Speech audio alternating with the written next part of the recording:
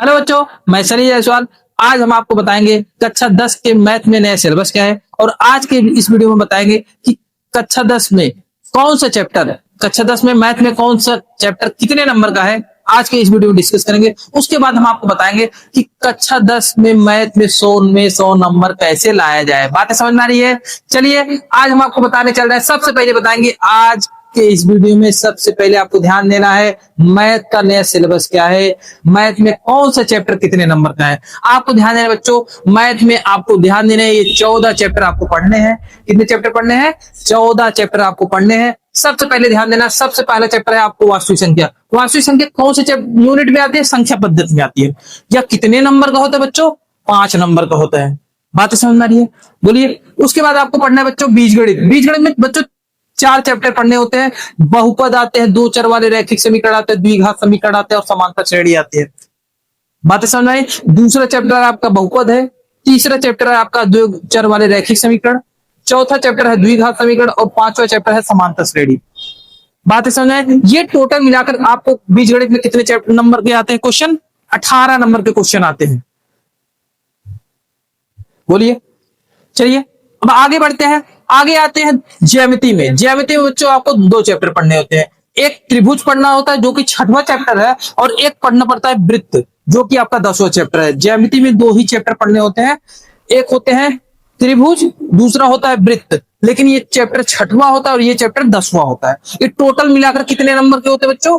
10 number के होते हैं। बात समझ में आ रही है? बोलिए। उसके बाद आपको 7वां चैप्टर पढ़ना है निर्देशांक ज्यामिति, जो कि आपके 5 नंबर के होते हैं।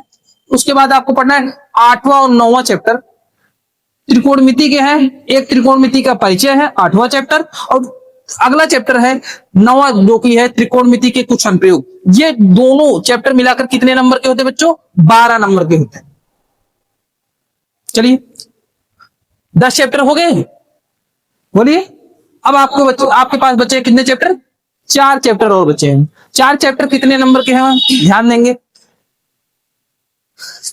11वां चैप्टर का नाम है वृत्तों से संबंधित क्षेत्रफल, और 12वां चैप्टर का नाम है पृष्ठीय क्षेत्रफल और आयतन। ये दोनों मिलाकर कितने नंबर के होते हैं बच्चों? 10 नंबर के होते हैं। और जो कि किस यूनिट में आते हैं? मेंसुरेशन की यूनिट में आते हैं। मेंसुरेशन में 2 यूनिट होते हैं, जिसमें आपको ध्यान देना है वृत्तों से संबंधित क्षेत्रफल और पृष्ठीय क्षेत्रफल और आयतन के बारे में आपको बताना होता है, जो कि आपका ये 11वां चैप्टर है। और ये कौन सा चैप्टर है बच्चों? 12वां चैप्टर है। टोटल मिलाकर कितने नंबर के आते हैं बताइए?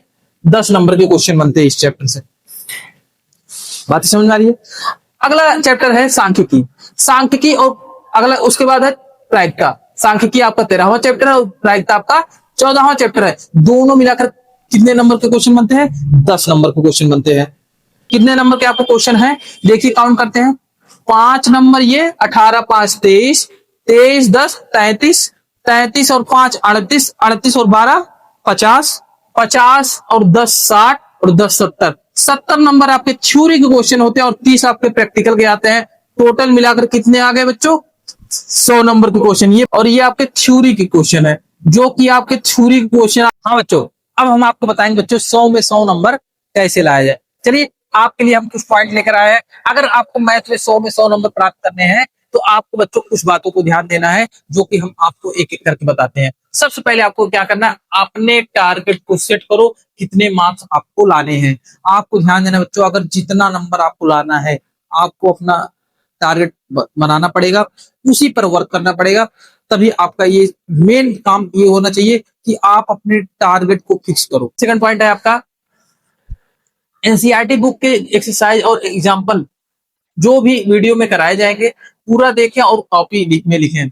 हम जो भी वीडियो में आपको एनसीईआरटी के एक्सरसाइज और एग्जाम्पल के क्वेश्चन कराएंगे, आप क्या करेंगे? उनको अपने कॉपी में लिखना है। आप वीडियो में जैसे जैसे हम कराते जाएंगे, आप वैसे वैसे आप अपने कॉपी में समझ करके पॉइंट को, जो भी फार्मूला लिखाएंगे फार्मूला को, उसके साथ आप क्वेश्चन को जो भी लिखाया जाएगा आपको अपनी कॉपी में लिखना है। उसके बाद करना क्या है बच्चों? तीसरा पॉइंट है आपका अगला लेक्चर देखने से पहले पिछला लेक्चर जो वीडियो में कराया गया है उसे अपने से सॉल्व करो। ध्यान देना बच्चों, अगर जो भी अगला लेक्चर आप देखने जा रहे हैं उसके पहले आप पिछले लेक्चर की वीडियो को देख करके आएंगे, ताकि आपको कोई दिक्कत परेशानी ना हो, कौन सा फॉर्मूला यूज हुआ है, कैसे क्वेश्चन सॉल्व कर रहे हैं। उसके बाद आपको क्या करना है बच्चों, चौथे पॉइंट में कौन सा क्वेश्चन किस लेवल का है उसको उसी के हिसाब से आपको स्टार करना है, स्टार मार्क करना है। उसके बाद आपको क्या करना है बच्चों, ध्यान देना, टेस्ट या एग्जाम के रिवीजन करने में ज्यादा समय नहीं लगेगा। अगर आप जो भी क्वेश्चन को स्टार मार्क कर रहे हैं, अगर एक बार स्टार मार्क कर रहे हो तो उसको एक बार रिवीजन करो, दो बार स्टार मार्क कर रहे हो तो उसको दो बार रिवीजन करो, तीन बार स्टार मार्क कर रहे हैं उसको तीन बार रिवीजन करो, ताकि वो लगे हाँ जो भी क्वेश्चन आपके एग्जाम में के लिए इंपॉर्टेंट है, अगर जो भी क्वेश्चन हम बोल रहे हैं आप उसको वन स्टार करो, आप उसको एक स्टार मानिए, उसको एक बार रिवीजन करना है। अगर हम जो क्वेश्चन को बोल रहे हैं आप इसको दो बार स्टार करिए, उसको दो बार रिवीजन करना है। अगर तीन बार स्टार मार्क है तो आप उसको तीन बार रिवीजन करेंगे ही। बात समझ में आ रही है। अब आपको क्या करना है, पांचवा पॉइंट आपके लिए है, पांचवा पॉइंट क्या है, पूरा चैप्टर खत्म होने के बाद प्रीवियस ईयर क्वेश्चन लगाना है। जो भी चैप्टर आप लगा रहे हैं, जो भी चैप्टर हम कराएंगे उस चैप्टर को आप अपने मन से सॉल्व करिए, उसी चैप्टर से रिलेटेड आप क्या करेंगे, प्रीवियस ईयर का क्वेश्चन लगाएंगे, ताकि आपको एग्जाम में कोई दिक्कत नहीं हो, ताकि आपको एग्जाम में कोई दिक्कत ना हो। उसके बाद हम लास्ट पॉइंट की तरफ बढ़ते हैं। लास्ट पॉइंट क्या है बच्चों, प्रीवियस ईयर का क्वेश्चन लगाने से पता चल जाएगा कि कौन कौन से चैप्टर का क्वेश्चन 2 या 3 ईयर के बाद रिपीट कर रहा है। आपको ध्यान देना बच्चों, कुछ क्वेश्चन ऐसे होते हैं जो ईयरली वाइज 1 या 2 साल के बाद क्वेश्चन को रिपीट करते हैं। आप उन क्वेश्चन को विशेष ध्यान देंगे, अगर आप तभी आप पता लगा सकते हैं कौन सा क्वेश्चन रिपीट कर रहे हैं जब आप प्रीवियस ईयर के क्वेश्चन को लगाएंगे। अगर आप प्रीवियस ईयर के क्वेश्चन नहीं लगा रहे हैं तो आपको पता ही नहीं चलेगा कौन सा क्वेश्चन हमारे लिए इंपॉर्टेंट है, कौन सा क्वेश्चन नहीं। आप एक तरफ से पढ़ लेंगे तो आप वहीं पे फंस जाते हैं। बात समझ में आ रही है, बोलिए। आपको ये सारे पॉइंट आप ध्यान में रखेंगे, जो भी चीज हम कराएंगे आप वीडियो में शुरू से लेकर लास्ट तक बने रहेंगे। जब भी हम वीडियो डालेंगे अपलोड करेंगे, आप एक एक पॉइंट को ध्यान में अगर रखेंगे तो कोई भी चैप्टर में आपको दिक्कत परेशानी नहीं होगी।